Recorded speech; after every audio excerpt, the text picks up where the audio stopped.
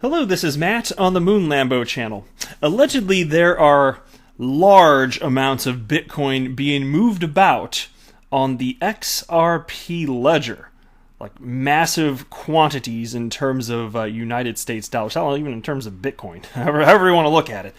Massive. And I talk about conceptually how this works, and I'll briefly run through it again. It's not that complex to understand. But the community's been talking about this, and there are a couple really interesting threads on this. Why is this happening? Where is it coming from? Is this legit? I will give you all of the details. And then there was another fun topic that came up. I saw it in my Twitter feed, and I've got to share this one with you. David Schwartz, Ripple CTO, co-creator of the XRP Ledger. Is David Schwartz Satoshi? No, I don't believe that for a moment. Just to be clear, he's denied it. And there are a number of reasons it just doesn't make sense. But there's a thread on which David Schwartz actually chimed in with charges of him being Satoshi, or at least being asked if he is. And I'll share with you his response. But before we go any further here, if you would please delicately tap that like button. I would just love that so much. It's good for the YouTube algorithm promoting the Moon Lambo channel so more people can hear Moon Lambo-ish stuff going on in their lives. That's a good thing. And also go ahead and subscribe to the Moon Lambo channel. Because if you don't, then I guess I'll just be disappointed. I don't really have anything else to say. Too bad for me. It's free content. I don't know why. Why not? I'll tell you what. Subscribe to the Moon Lambo channel. Take a second right now. Do the subscription. If tomorrow you have remorse for this, go ahead and unsubscribe. It's simple. It can be undone. I won't be offended. It's cool, bro. Let's go ahead and dive in. But take a look at this, too. I had to mention this first. This is, so you guys are familiar with Blockstars, right? It's David Schwartz podcast, which is being run through Ripple. So I guess Ripple technically owns or, quote-unquote, runs the podcast, but David Schwartz hosts it. And it's new. It launched in the beginning of May, and I think he's had 5 so far. Well, here's one that came out on June 15th, and I actually still haven't listened to it yet. I was going to today while I was walking my pet peeve. For those of you that don't know, my pet peeve is my 5-year-old terrier mix. She's very sweet. She's a very well-mannered doggy, and so I really wish I had a chance to listen to this, because I just found out about this release a couple days ago, and I've been meaning to listen to it, but it hadn't been talked about broadly in crypto media. I didn't happen to see it in my Twitter feed, and now here it is. It's been about 14 days, and I still haven't been able to check this out, so hopefully tomorrow. But I had to read you the description because it is hilarious to me. So check this out.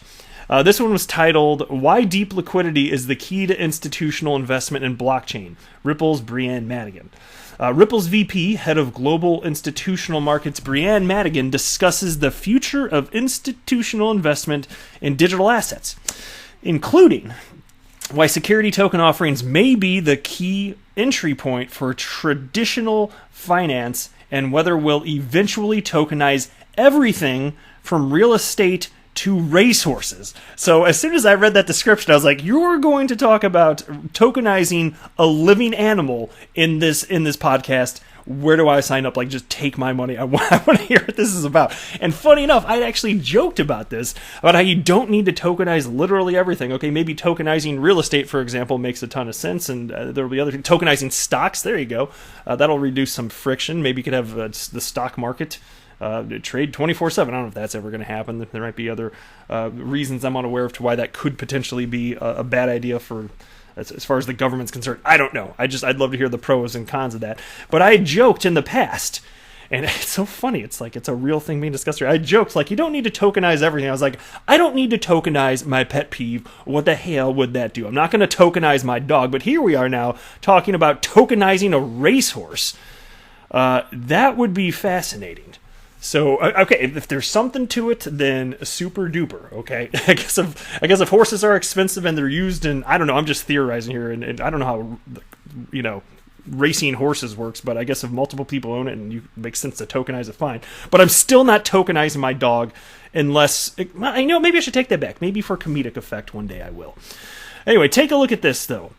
Shout out to Gold and XRP on the Twitters who tagged me along with some others in the community here and retweeted this thread from XR I still don't know how this individual wants this to be pronounced. Is it XRP Lorer or is it XR Plorer? It's probably XR Plorer, that'd be my guess. Check this out, though. Information about the large amounts of Bitcoin being sent on the XRP Ledger. Fake investment scheme / arbitrage platforms claim to profit from arbitrage trading Bitcoin across platforms. They provide evidence of their legitimacy by linking to real transactions on real blockchains. With a short message, your trade is a part of this consolidated Ripple transaction. Oh, excuse me. I think I probably got me, I think I caught me some of that pandemic going around. Definitely caught the pandemic. Anyway, so it's a link that takes the user to a block explorer showing an XRPL Bitcoin IOU payment between two accounts. They are using more than 6,300 accounts on the XRP Ledger to send Bitcoin IOUs back and forth, currently accounting for 40% of the daily successful payments made on the XRP Ledger, with more than 67.5 million transactions sent in total. How about that? So 6,300 accounts. That's a lot. Somebody's doing this. And so they wrap up by stating, IOUs are great, but there is no governments, so anybody can issue what they want. This means that a Bitcoin IOU is not necessarily backed by Bitcoin. Absolutely, this is true. That's why I've cited that if you're talking about the issuance of IOUs, it's essentially a. I don't even need to say essentially. It is actually a centralized operation, and that's not some sort of critique. That's just functionally what it is. If there's a way to do that in a decentralized fashion, I don't know, I guess I'd have to brainstorm about that. I haven't really thought through that. But the way it's been used, every single example I've ever heard of how it's been used, it's just somebody's issuing an IOU, they're the central authority, and so there you go.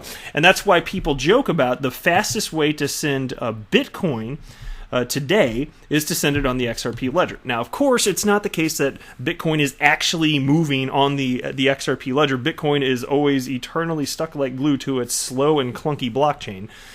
We don't want actual Bitcoin on the XRP blockchain anyway. It would just slow stuff down. Gum up the works there. XRP Ledger would start smelling bad. Like, you don't want to do that. You don't want actual Bitcoin on the pristine XRP Ledger. I'm just saying here. But even Alex Cobb here, he wrote Bitcoin runs on XRP. So the whole thing is you can issue an XRP and call it whatever you want. So if you say that this IOU, which can be issued on the XRP Ledger, represents Bitcoin, well, then you can move that IOU representing Bitcoin, and the slow Bitcoin can stay on its smelly old ancient blockchain that doesn't move very fast and costs a lot to transact. And then you can actually change the ownership as long as you trust the IOU, and then there'd have to be some sort of transaction to actually make that occur, a swapping of keys. I don't know what the specifics of that would look like, but that's where the joke comes from. The quickest way to move Bitcoin today is to move it on the XRP Ledger. And so that's essentially what's being talked about here. So then you've got this thread, and by the way, I'll tell you before even running through this thread briefly, Alloy Networks, you may be familiar with, runs an XRP validator. They're the ones that actually got the ball rolling on getting the checks amendment proved, which happened, I think, about a week and a half ago at this point. It's been a little bit. But they wrote, and what I'm about to cover, just so you know, Alloy Network says, these are fake IOUs worth pretty much nothing. And so here's the thread from Dev Null Productions. 725,000 Bitcoin was delivered by the XRP Ledger in the last hour. And this was on the 27th here. And so, again, it's the case that, I'll just read it again from Alloy Networks. These are fake IOUs worth pretty much nothing. And that's why, again, you can issue anything you want. You can call it Bitcoin, you see the transaction, and then it's getting talked about here. But it's not the case that it's actually Bitcoin moving on the blockchain, and it's not the case that ownership is shifting or anything like that. There's no indication of that. As far as LA Networks can see, it's just fake IOUs worth absolutely nothing. So if you've seen this in your Twitter thread and you're wondering what the hell is all this, that's what's actually happening here. This is what's actually being discussed here now. All right, on to this, and this was fascinating. So here, let me click on this so you can see where this came from. Somebody named EME Architecture wrote, I thought it was pretty decided that Hal Finney and Nick SZA, who is this guy? Hold on. Nick Szabo, I don't know if I'm saying that right. That's my bet. And so they were talking about who is Satoshi. And so that was what EME Architecture wrote there. Somebody named Adam Back responded to that and wrote, for what it's worth, they both said it wasn't them also. We'll never know. Many cypherpunks had no social media footprint and on posts. Probably a digital ghost who burned the NIM to be safe, or NIM. I don't know what that is. I read that before recording this video. I was like, I don't know, I'm just going to say it. NIM, whatever. But Bitcoin is better as a decentralized digital commodity without a founder. We are all Satoshi. Then that just makes you feel all warm and cozy inside. You're Satoshi, I'm Satoshi, we're all Satoshi. I'm Moon Lambo, damn, I ain't no Satoshi. But anyway, Nick Gallus, who is a Ripple employee running the C++ team at Ripple, he retweeted what Adam Back wrote there, and he wrote the following. I disagree with Adam Back on several things. This isn't one of them. He's absolutely right.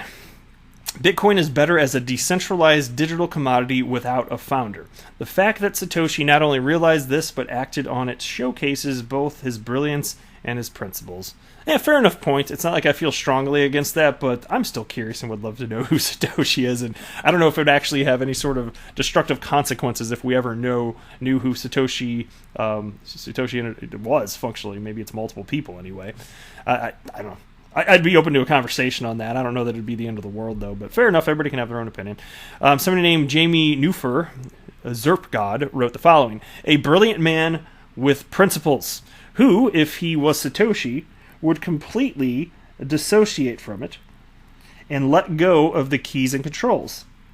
Sounds like someone you know, Nick, and then he writes, cough, at Joel Katz, cough. That is David Schwartz, of course. Ripple CTO, co-creator of the XRP Ledger. Nick Bugalis responded to that and wrote, I've worked with David Schwartz for over 20 years, and he's brilliant, one of the 3 smartest people I know, and has the right set of skills, but he's not Satoshi. First, he's publicly denied it, and I believe that. And second, his code and writing style simply don't match Satoshi's. And here's where David Schwartz jumped in. And he wrote, I think it's more plausible that Satoshi was a small group of people given the wide set of skills displayed and the amount of work done. It could have been one person, but that seems somewhat unlikely to me. And then let me jump down a little bit further here. Somebody named Tyler Alexander wrote, so you and a couple friends, referencing David Schwartz, of course, responding to him, that would make the statement of, it's not me, true, since it was multiple individuals. And David Schwartz responded to this one as well. And he wrote, it's much more plausible to say that I was one of the people involved than I was Satoshi. I certainly could have been one of the people involved, but unfortunately for me, I didn't find out about Bitcoin until 2011. And I have no reason not to believe him, so there you go. I will go ahead and take him at his word. And then Jamie Newfer Zerpgod responded, and I hadn't read this one, I'll just share it with you. I just expanded this, so let's see what it says. Could you have been unknowingly involved, as in helped out colleagues / people online asking cryptography-related questions wherein your answers made their way into Bitcoin? Well, he hasn't responded to that, and it's been 6 hours, so I guess he's probably not going to. I'm gonna guess the answer to that is no, but if he responds, that would be a fun follow-up for a future video. Oh gosh, there you go. Well, I gotta get moving here. I gotta go tokenize my pet dog. I am not a financial advisor. Do not buy or sell anything because of anything that I say or write. That would be a very, very, very bad idea. Until next time, to the moon, Lambo.